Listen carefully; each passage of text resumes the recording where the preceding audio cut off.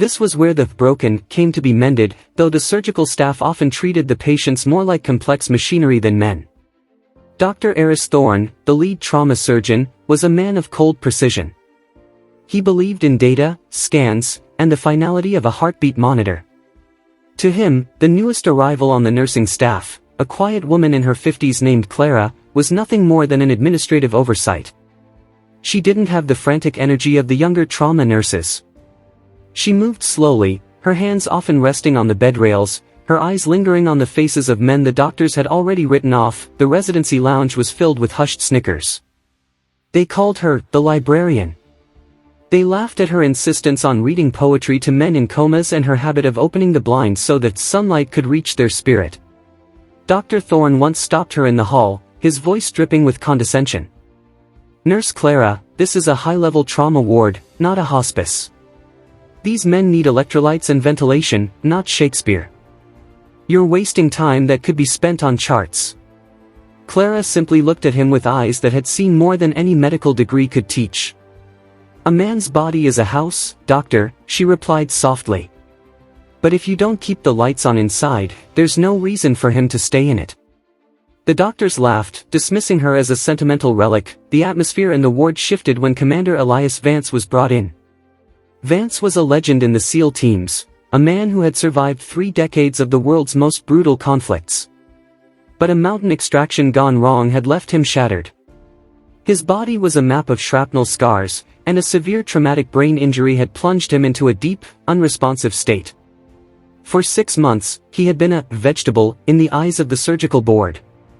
Dr. Thorne had already signed the paperwork to transfer Vance to a long-term care facility, which was essentially a polite way of saying, where people go to wait for the end. The doctors joked that the only thing left of the commander was his uniform, hanging in the closet. Clara refused to let them move him. She used her seniority, a technicality the staff had overlooked, to block the transfer for 30 days. During those 30 days, the mockery reached its peak.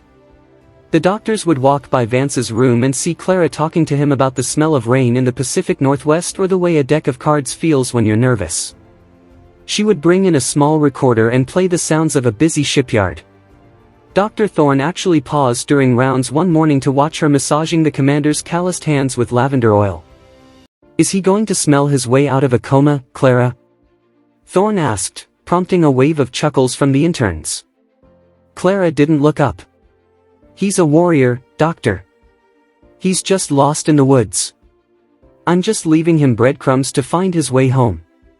The turning point came on a Tuesday, the day the transfer papers were set to expire. The hospital board had gathered in the hallway outside Vance's room. Dr. Thorne was holding a pen, ready to finalize the move. He walked into the room to perform one last clinical reflex test, a test Vance had failed every day for half a year. The room was quiet, except for the hum of the ventilator. Clara stood at the head of the bed, her hand resting firmly on the commander's shoulder. She wasn't praying, she was whispering, her voice low and commanding, like a sergeant major on a drill square. "Commander, the watch is changing. Your men are at the extraction point. Don't you leave them behind." Dr. Thorne rolled his eyes and took his neurological hammer to the commander's foot. "Nothing." He shone a light into the pupils. "No reaction. You see, Clara. Science is final." "The man is gone," Thorne said, turning his back to the bed to sign the clipboard. But then, a sound echoed in the room, a dry, raspy rattle that didn't come from the machine. It was a breath. A real, intentional breath. The heart monitor skipped, then accelerated into a rhythmic, powerful thrum. The interns froze. Dr. Thorne turned around, his mouth slightly open. Commander Elias Vance's eyes weren't just open, they were focused. They were the eyes of a predator who had finally found the trail. His right hand, the one Clara had massaged every single day, began to tremble. With a slow, agonizing effort that seemed to defy the laws of atrophy and neurology, his arm began to lift. The doctor stepped back, thinking it was a seizure. But it wasn't. The movement was calculated.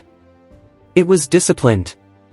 The commander's hand rose past his chest, past his neck, until his fingers touched his brow in a perfect, trembling, military salute that he wasn't saluting the doctors. He wasn't saluting the machines. His eyes were locked onto Clara. In that moment, the room fell into a silence so heavy it felt like the air had left the building. The new nurse, the woman they had mocked for her useless empathy, had reached into a darkness no scalpel could touch and pulled a hero back to the light. The commander's lips moved, though no sound came out, but Clara nodded as if they were having a full conversation. She leaned down and whispered, "Welcome back, Commander. The perimeter is secure." Dr. Thorne dropped his clipboard. The man who prided himself on having every answer looked at his hands as if they were useless tools. He realized then that Clara hadn't just been a nurse, she was a bridge. She understood that healing isn't just about repairing the meat and bone, it's about acknowledging the dignity of the spirit. The story of the salute in Ward 4 spread through the hospital like wildfire. The laughter stopped. The interns began to ask Clara for advice on how to talk to their patients.